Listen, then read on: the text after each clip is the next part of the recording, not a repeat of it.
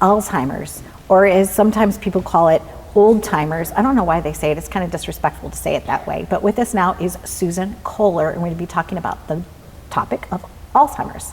Welcome to the show. How are you? Honored to be here. Thank you so much. We had a nice conversation about how you also are very theatrical. Let's talk about that, the way that you move on stage and the things that you've been experiencing so far in life. I've had a very full life. I'm very lucky. I've been able to do a lot of things on theater, on film. In Los Angeles, where I live, I'm a recording artist. I've written music. My emphasis, believe it or not, is for music for children, if you can imagine that whole scenario playing out. But you know, when I started working with the elderly as a speech pathologist, I brought my artist background with me, because art is all about communicating.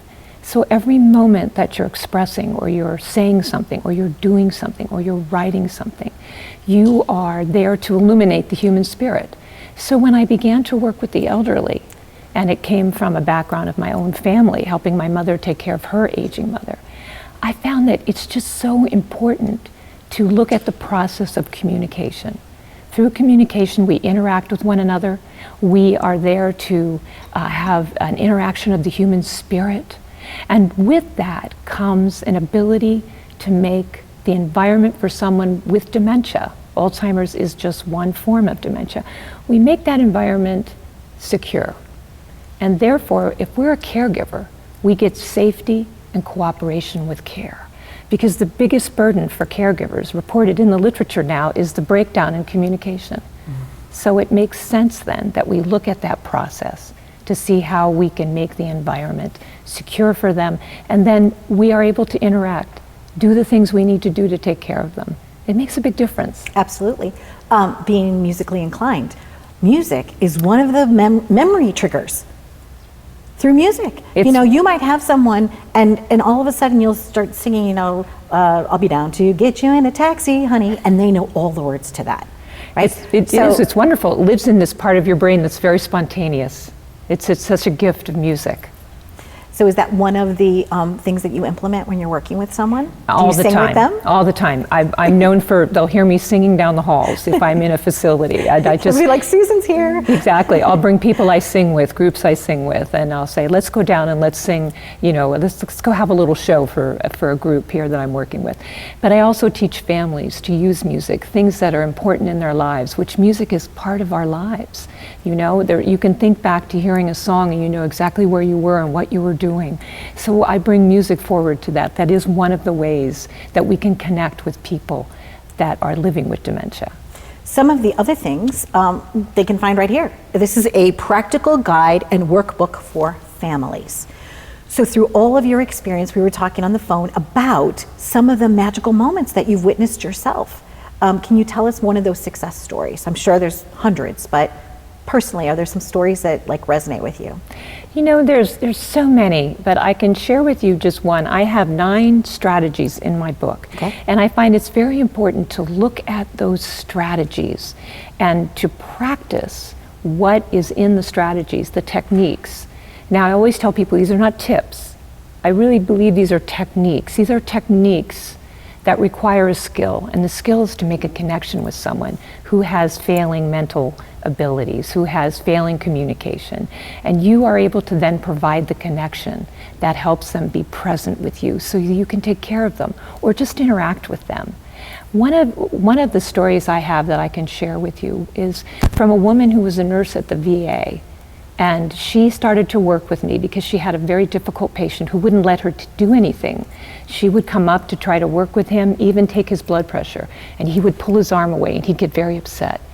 So I worked with her a lot with what are the strategies that I have to have her come forward in a way that created an environment for him with her own energies, with her own process. And all of a sudden she remembered, she said, I remembered what you told me. I looked at him and I said, may I take your blood pressure? And this is using the techniques. And he held out his arm.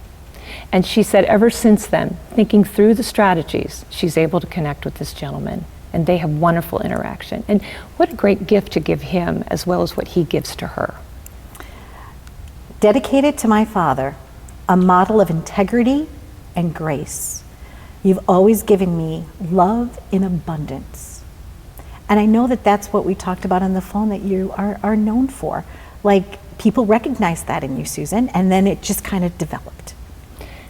My father was a storyteller, and he made it a point to reach out to everyone he saw, to talk to them, to connect with them, to tell them a joke, to tell them a story.